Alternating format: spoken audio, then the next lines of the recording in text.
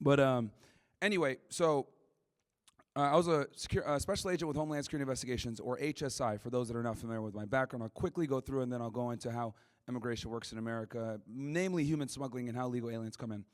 So I came on as an agent in 2013. I went to the academy later on in 2014, early 2014. I graduated from FLETC, which is down in Brunswick, Georgia, where Glencoe Federal Law Enforcement Training Center is what it stands for. And then I started my career in Laredo, Texas, Laredo, Texas, right there on the southwest border. For those that are unfamiliar, it's about 2 hours south of San Antonio, Texas, on Interstate Highway 35, which Interstate Highway 35 goes from Laredo, Texas, all the way up until, I think, Minneapolis, if I'm not mistaken, somewhere in the Midwest. And I started my career there, and I remember getting there and driving in my 2002 Honda, which I still have to this day, so it has a lot of sentimental value. And I was like, what the hell is this? It's like, you're not even in the United States. It's like you're in Mexico, right? We're talking about dirt roads, sand everywhere, brush everywhere, no buildings. Everything is like really flat. You don't even think you're in the United States. And it was kind of like a culture shock. No one speaks English. Everyone is Mexican. Meanwhile, I'm like some random 6'3" ambiguous Arab dude or whatever, black, whatever people want to call me. It depends on who's asking, right? If it's black people, they say, you ain't one of us. If it's white people, it's like, oh, yeah, you look like you're black. If it's Asian, they're like, well, I don't know what the black man is. But anyway, which, by the way, you guys got a lot of Asians here, man. Shout out to the Asians, man. Holy, I was shocked. Yeah, I was like, yeah, shout out to the Asians. Yeah. Bro, I came from Miami. I haven't seen an Asian in forever. I was like, even Maya went like this for a second, man. I was squid. I was like, what? They're here? This is awesome. I have so many questions. Why are you guys good at math? Why do you guys always say hurry up and buy? It's like, I can't take my time and buy. Like, damn, man, I'm supporting your business. But anyway, it's like Mexico, right? So I'm there, and I pretty much got a crash course on how a lot of illegal aliens come to the United States. Also, when I was there, I did a lot of drug trafficking cases, Mexican cartels, organized crime, all that stuff. But for today's purposes, I'm going to talk about immigration and how it kind of works. So when I was there, I was assigned to a human smuggling group, okay? And there's different groups that we have because HSI is an agency that does a lot of different crimes, child exploitation, drugs, weapons, illegal aliens, human trafficking, human smuggling, which there is a distinction. I'm going to talk about that here as well. So I was in a human smuggling group, but I also did drug investigations while I was there because it's so busy, right? You're always on call. Border Patrol is catching people all the time. Customs and Border Protection, OFO, Office of Field Operations, who are the blue uniform guys, they're catching people all the time. So you're constantly getting called out because think of the Department of Homeland Security think of it as like a big police department, right? And Border Patrol, who's green uniforms, and Customs and Border Protection, who's blue uniform, they're the ones interdicting and or catching people when they try to come into the country. And when they do catch someone, what ends up happening is they call HSI, and they're the detectives. So think of them as the investigators for DHS, because within DHS, HSI is the biggest investigative agency. The Secret Service is also in DHS and some others, but Secret Service doesn't really do criminal investigations like that. They actually rarely do them. Most of their assets go into protection, but that's a whole other conversation, which I'm happy to talk about that too, because I've done protection details too in the Q&A portion.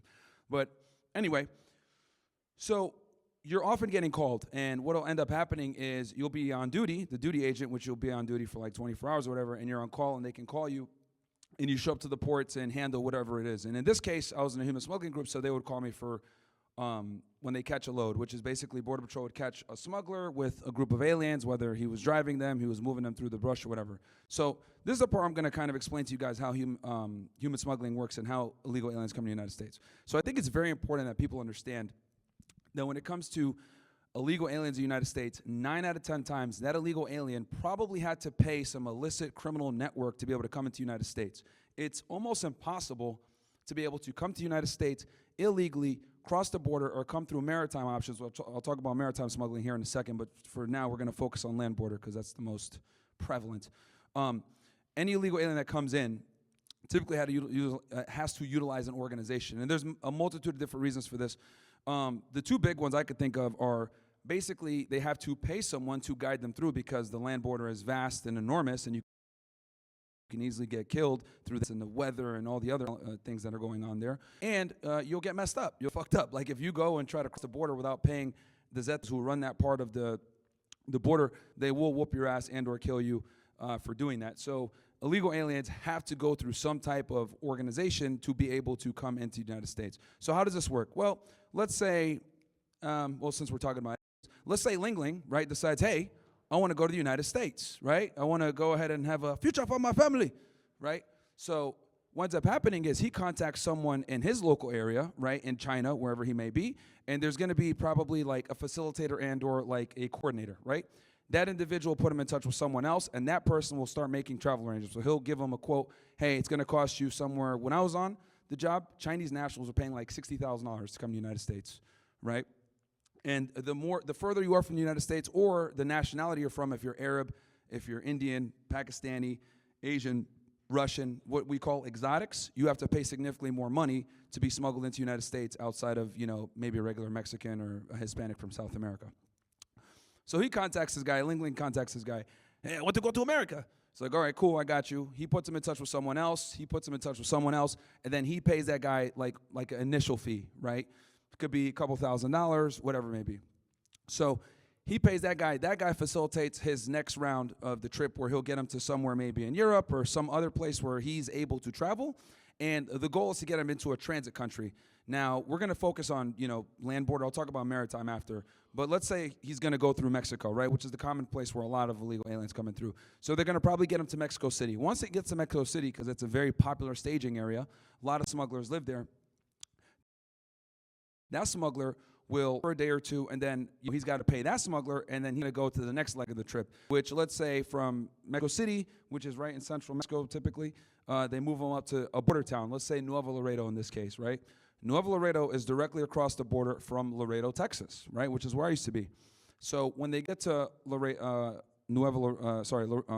Laredo, getting ready to cross the border, they'll put them at a stash house. And they could be at this stash house for a day, a week, months. And it's contingent upon a couple of things. It's contingent upon, is it safe to cross the border? Is Border Patrol going to catch them? Do they have someone available to cross them over the border? And have they paid up? If they haven't done any of these three things, more than likely they're going to be stuck there for a bit, right? And meanwhile, while they're traveling and doing all this, they're in constant contact with their family. They're sending money to smugglers. They're sending money to this guy, sending money to this guy, et cetera, to facilitate that person's entry to the United States. Now, assuming all three of those prerequisites are met and they're good, what ends up happening is they're going to have to pay something called a quota, right? Which is basically a tax to the Mexican cartel. Now, when I was there, it was the Los Zetas that ran Nuevo Laredo, but now I think it's Cartel del Noreste when I left. I was there from 2014 to 2018.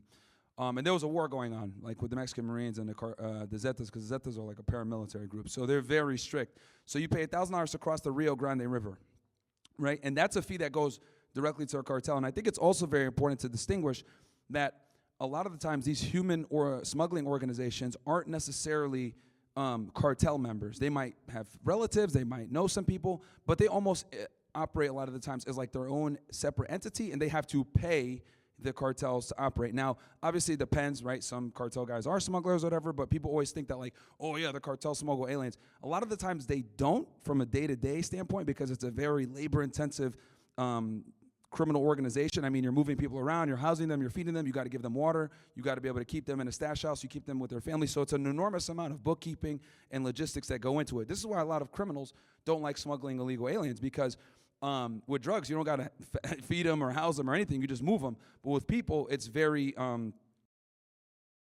difficult. So a lot of the cartels don't like to do that because it's a lot of work, right? So what they do instead is they let these smuggling organizations specialize in it, and they just pay them a tax, and they get a cut of every single person that crosses the river and comes into their territory. It's a much more efficient way to make money and profit from the illicit business without necessarily getting your hands dirty. But anyway, so assuming all that's done, they cross into the United States. Now, a lot of the times when they have like what we call exotics, like let's say Ling Ling and his squad, he'll probably be traveling with a couple of other Chinese nationals.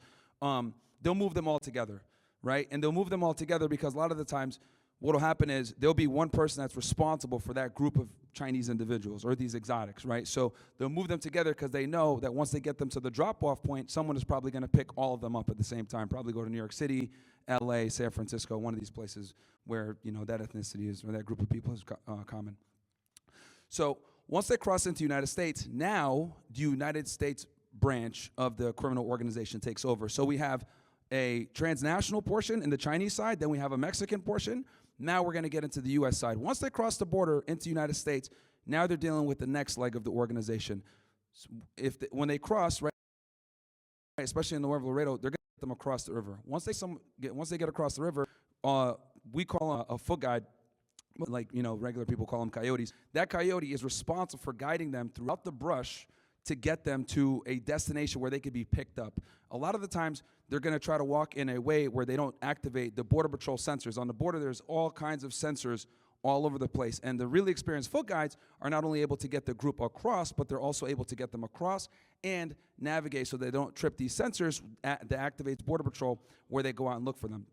So and some of these foot guides have been doing this for 10, 20, 30 years. Like, these guys are career foot guides, right? So their job is to get them to where they need to get picked up and then go right back to Mexico. Their job is not to get caught a lot of the times like some of them do. The amateurs get caught. The smart ones get them to where they got to go.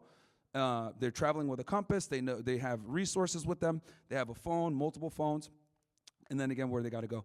Once they get them to a highway, typically some type of rural highway or whatever, another smuggler is going to come in a van or a vehicle, pick them up quickly, and get them to a stash house. Now, on the southwest border, guys, it's not like up here where we have like regular police patrolling. You're going to see Border Patrol units everywhere on the southwest border. And that's because they have their authority on the border and its functional equivalent, right? Or it's called the functional equivalent of the border, right? That's why there's Border Patrol checkpoints. If anyone here been to South Texas or Arizona or any of these places on the southwest border? Any of you guys went through a Border Patrol checkpoint where they ask you, what is your citizenship? One guy.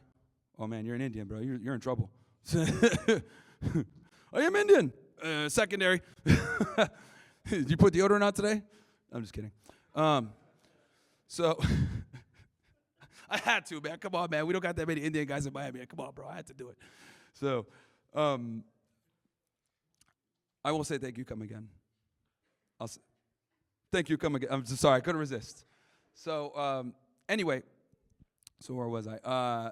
So once they get picked up, right, that person picks them up, and they got to get them to a stash house immediately, okay, because Border Patrol is crawling all over the place. So they got to make sure that they don't get stopped by Border Patrol, because Border Patrol can, like, stop the vehicle, do an immigration inspection on everybody in the vehicle. Hey, of what country are you a citizen of? That's the question they ask. And that's why when you guys go through when you're on the southwest border and you go through these Border Patrol checkpoints, they can ask you that question. Now, there was a time, funny story about this, where people were recording themselves going through checkpoints and not answering the question, right? This is an illegal checkpoint. I'm not going to answer this question. And I got a funny story on that I'll tell you guys after I give you this monologue. Someone remind me, and I'll tell you the funny story about these people that try to go viral on YouTube. But so they have this stuff. So they got to long story short, it's crawling with Border Patrol. They got to get them to a stash house. So they get them to a stash house, right? Once they get to the stash house, now they have to deal with the stash house operator. That stash house operator, a lot of the times, has 10, 20, 30 different aliens at that house from other people that dropped them off. And while those aliens are sitting there, they're responsible for feeding them, giving them water, giving them food, etc. As a matter of fact, one of the ways that I would get my search warrants sometimes is I would check the trash of anyone that I thought was a suspected stash house operator, because I'm going to see a lot of cheap food. I'm going to see a lot of, disposable plates and plastic knives, all this other stuff. And this is actually all good probable cause to establish that they are using that house and that residence as a stash house, because you're going to see, like on paper, when you do the check, 2 or 3 people are supposed to live at that address. But you see food for, like, these dudes are throwing a party every day. It's like, bro, I know you guys aren't throwing a fiesta here. What's going on? So that's actually a great way to get probable cause and a great way to identify a stash house. And they're all over the place in Laredo, Texas, on the southwest border in general. Whether you're in Laredo, McAllen, the RGV, doesn't matter. There's stash houses everywhere. Now, their goal is to get the aliens off the road immediately, get them into a house. Once they get them in the house, they want to move them. Now, the stash house operator is going to be pressuring the aliens when they get there. Hey, did you pay the next leg? Because if they didn't pay to that stash house operator and his portion of the organization, they're not going to be allowed to be picked up from that house and move forward, right? And this is going to be the most critical component of the leg of the trip, because once they get picked up from that stash house, more than likely they're going to take them north past the Border Patrol checkpoint, whether they get smuggled on a truck, a regular car, in the trunk, whatever it is. And this is where they run into a lot of danger as well, because they can get, put into a place or into a car, and, sometimes it's really hot, especially in South Texas. They end up suffocated and end up dying, whatever it may be. I remember I had one big case out of San Antonio where like 100 aliens were in the back of a truck in Walmart. You guys might have seen this a couple years back, and a bunch of them died and suffocated, right? Because from heat exhaustion, because the truck driver put them there at a parking lot in July, it just didn't back, and a bunch of them died, and they couldn't get out. So this happens all the time on the southwest border, where illegal aliens are dying due to the travel circumstances, right? And it doesn't get reported often, but it's really sad. So, and they always get an enhancement if we arrest them and someone dies or gets hurt, or there's what we call an endangerment, which is a sentencing enhancement. So. So now that they're at the stash house and they got to get to the next leg, this is very important because more than likely they're going to go to San Antonio, right? And the reason why San Antonio is so important is because, number one, it's past the checkpoint. There's a big checkpoint called Checkpoint 29 on Interstate Highway 35, where if the smuggler are able to get the aliens past that, they're pretty much home free, right? Because, like I said before, the Border Patrol is heavily concentrated 30 miles inward into the border and beyond. Anything past that, it's going to be satellite offices. They don't have the same capacity to really interdict aliens like on the southwest border. They don't have the checkpoints and the same amount of resources, the same amount of staff, et cetera. They're typically going to be assigned to like a local police department or a federal agency that doesn't prioritize immigration. So if Border Patrol is beyond the checkpoint, they're going to be far and few between. So they get to San Antonio. If they make it there, successfully, they make it there, and then from there, whoever's responsible for those aliens picks them up there, pays off the final fee, and they're good to go. And then they end up need to go in the United States. A lot of times, since San Antonio is right there on Interstate Highway 35 and 10, Interstate Highway 10 goes east to west. It goes from Jacksonville all the way to L.A., and then Interstate 35, like I said before, takes you all the way to the Midwest, and you can get anywhere else you need to. Austin is an hour up from San Antonio. Then another 3 or 4 hours is Dallas, and then you're pretty much on your way wherever you need to go. And then the interstate highway system is very critical for the smuggling of aliens, obviously. So that's kind of how smuggling works in the United States when it comes to the land border version, right? So, and then they can get to wherever they got to go. So Ling Ling made it, right? He makes it through. He pays this ridiculous amount of money to different people within the organization to facilitate his next step of the movement. And then from there, he gets to wherever he's got to go. Next thing you know, he's in Flushing, Queens, selling fake Jordans. So now when it comes to maritime, very similar. The only difference is instead of going to Mexico, guys, they're going to go to the Bahamas, okay? Now, in my career, just to give you guys a little bit of background, I started my career in Laredo, Texas from Laredo. I was there for about 4 years, left in 2018, went to the Miami field office from 2018 to 2020 before I resigned because, we started having this podcast, started going viral and stuff like that. So, hey, bro, you can't be talking about this stuff on the internet, So I ended up resigning. I left on good terms, but it was a great, it was a fun time. But I got a look at maritime smuggling. Now, the difference between maritime smuggling and land border smuggling is with the maritime, the transit country instead of Mexico is going to typically be the Bahamas, right? So they get to the Bahamas. Bimini is a big one, especially since it's just a few miles off the coast of Miami. They'll get into the Bahamas. They'll pay their fees, et cetera, and then they'll be smuggled across via boat. Now, obviously, since it's maritime, they can't do the same level of volume as the southwest border, so most aliens come in through the southwest border. But, I do think it's important to note that maritime is still very prevalent. It's not just, the Miami Vice where they're smuggling drugs and illegal aliens with the boats. They also do it with illegal aliens. And in that one, right, they'll typically, a lot of times they'll clean them up, say that they're just passengers. They give them fake documents. And maritime is also very prevalent as well. So that's typically how it goes on that end. And then they come in through, whether it be Miami or one of these other big ports, Fort Lauderdale, West Palm Beach, et cetera, they're coming in. So that's kind of how smuggling works, guys. Now, I think it's very important for people to distinguish that there is a difference between human smuggling and human trafficking. And I see people talk about this all the time. Like, even law enforcement professionals will get up there and conflate human smuggling and human trafficking. And the big difference between human smuggling and human trafficking, guys, is with the human smuggling, a lot of the times, almost every time, they're paying an illicit organization to come to the United States, tens of thousands of dollars, depending on where they're from.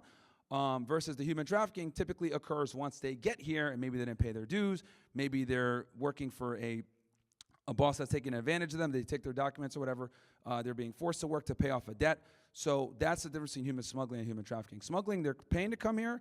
They get in. And a lot of the times they just want to get them out the house, like I told you guys with the stash house operators, whatever, because they're hot box down there in the southwest border. And then once they're their final destination, that's where they're more likely going to be a victim for the human trafficking. Does it occur during the actual trip? Of course, it happens where people are being held in stash houses or whatever. They can't pay their fee. They get stuck there. They're extorted in the family. That happens, of course, as well. But it's not as common as TV and people make it out. The human trafficking a lot of times ends up happening once they get to their destination or where they're supposed to go, because the smugglers want to get paid, and they know for them to get paid, they need to get that person out of their midst and get them to the next leg of their trip. So that's in general how smuggling works in the United States and how illegal aliens come to the United States. And I think it's very important that you guys all know this, because people think all the time, oh my God, these are like innocent people that are just coming here and they're being abused. But make no mistake about it, they have to pay an illicit organization to facilitate their entry into the United States. And these illicit organizations a lot of times also, are involved in drug trafficking, they're involved in extortion, they're involved in murder, they're involved in all kinds of things. Because like I said before, even if that human smuggling organization isn't, intimately tied to maybe the cartel, they're still paying the cartels because they're operating on their grounds. So I guess I can open it up for questions if anybody had anything for immigration, and then if anybody wants to talk about anything else, we can. But I saw like a hand or two go up, and I went over a lot, by the way, guys. So if you need me to go back and refine anything, please let me.